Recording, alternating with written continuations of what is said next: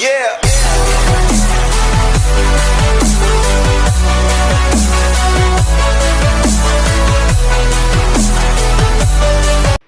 Hey everyone, it's me, Takesu82 here, and in today's video, so yesterday we did get ourselves the recent Sakurai Presents a PyraMythra. Not only that, yesterday was also the launch date of the characters as well. So in this video, I'm going to be talking about things such as the character and moveset itself, and overall, like, score about how I think about the character. Not only that, I'll also be talking about some other things that were shown, and also bumped up the entire Smash Bros. Speculation, more specifically the Mii costume. Other things that like such as spirits, and a few things, and a random one that I swear that's really gonna terrify me in the future. And I did this before with Steve and Sephiroth after the presentation, and surprisingly enough, since PyraMythra were released last night, I don't have to wait a week to make this entire video. So with all that out of the way, and before that, I want to let you know that this video was recorded the day after the presentation, so if you guys see the release date of this video, then this was recorded a day after. And with all that, let's just get started with the whole Smash Bros. Discussion after the presentation from Masahiro Sakurai. PyraMythra overall, since they released last night, the moveset themselves are, I guess you can say, somewhat balanced. Now, look, I'm not an expert when it comes to buffs and nerfs all the time, but Pyra, in my opinion, is the most busted one yet. Not because she has, like, very strong, powerful moves, because Sakurai say that this character, Pyra, is more of a power type, while Mythra is a speed type of character. The thing is, Pyra's side smash, straight up, smash flare, can destroy almost anything. Like, you have no idea. If you guys saw my live stream last night, then you would know how busted Pyra's like side smash is. You would not know how many opponents I have destroyed and KO'd off the stage with just using Pyra's like side smash. I mean, I did use Flame Nova and also like Prominence Revolt, but that doesn't compare to Smash Flare, which basically destroys it. Not only that, Mythra, it wasn't also that bad. She's more of a speed type and not that powerful. And you know what?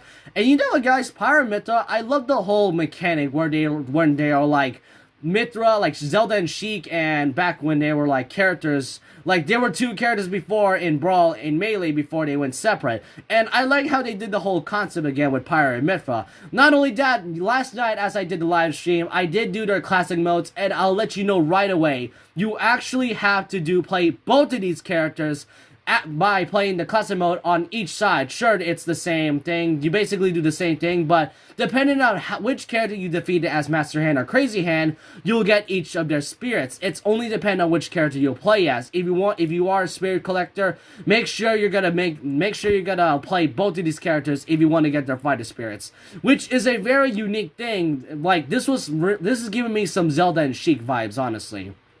And overall, the costumes and the spirits, and especially the character itself, overall is a very cool and unique thing. Despite me not playing Xenoblade Chronicles 2 or any of the Xenoblade Chronicles games, I still like the inclusion of the character. Add in more music and even add in artwork that actually features Tetsuya Nomura. That's right, they added spirits that also consider the artist Tetsuya Nomura, who also created the characters like Cloud, Sora, and most of the Final Fantasy characters. Kingdom Hearts to be exact, he mostly goes for the RPG sort of types. Tetsuya Nomura is a legend, so they added like Jin and I think Malos, I think.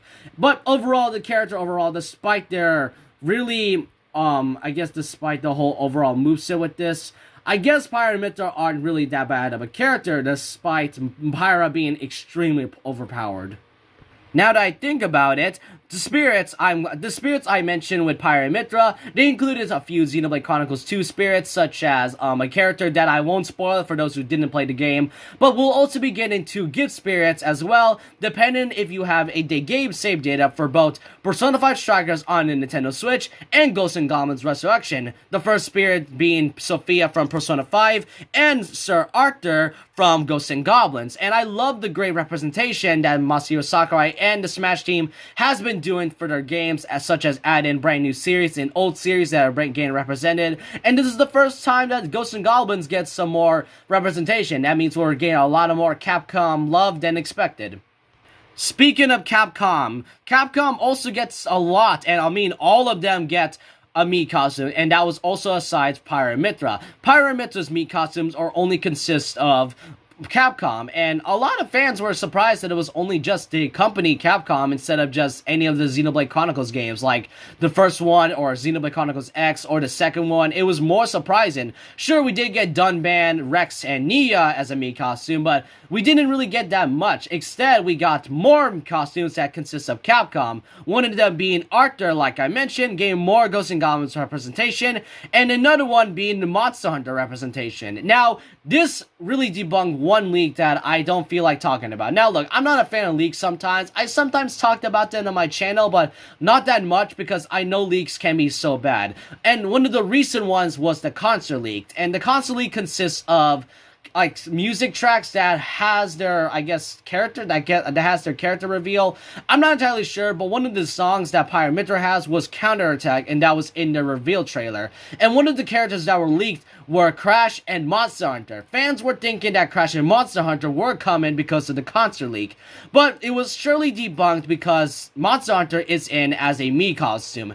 Now that I think about it, Monster Hunter was one of the few returning characters as Mii costumes back in Smash 4, but there is one character missing that still isn't a Mii costume. That is Lloyd Irving from Tales of Symphonia. In Smash 4, Lloyd was one of the Mii costume purchasable DLC costumes as well, but the thing is, for whatever reason, Lloyd wasn't even mentioned. Usually fans think that since PyraMythra are both swords, they both are swords at the same time, and Lloyd also carries two swords in one of his games. As far as I know, I don't play Tales of games that much, and the weird thing is that the fact that Lloyd isn't in there really gives out suspicions to the Smash community. Now, here's the thing, guys. Here's the thing. Just because Lloyd isn't a Mii costume doesn't mean he isn't a fighter. The thing is that even though he isn't a fighter, that doesn't guarantee the fact that he still might return as a Mii costume. Sure, Lloyd would have been an interesting character as a playable fighter, but it's unknown at this point. Keep in mind that all of the characters as of late 2019 were already chosen as of then. So it's unknown whether or not Lloyd was even a fighter at all, or maybe in the next wave or the final character of the Fighters Pass Volume 2, we might see Lloyd as one of the Mii costumes. So don't expect that much. I'm not saying I don't want Lloyd as a costume. I just have a weird feeling that he might return at least either a playable fighter or a Mii costume. Most likely a Mii costume. And now for a final thing that really is random that was shown up back in the Sakurai Presents presentation, and that consists of figures. If you don't know what I'm talking about, Sakurai has stated that that all the characters were decided, he mostly usually often, okay, those are a lot of words, but he often purchase 3D models and figures of the characters as well. And here you can see an image of 3D characters that were in Smash Bros. Ultimate already, such as Koran, Dark Pit, Snake, Mewtwo, the heroes, Terry Bogard, and a lot. And he did say that he hits one of the two final characters that weren't released yet in a drawer, which is a very random thing, but I can tell the Smash community is gonna be like, Wait, I guess we're gonna see who the final two characters are, because since there's two unreleased characters that have a figure, but he hits them in a drawer, I am very worried that someone's gonna break into his house or his office just to see them. And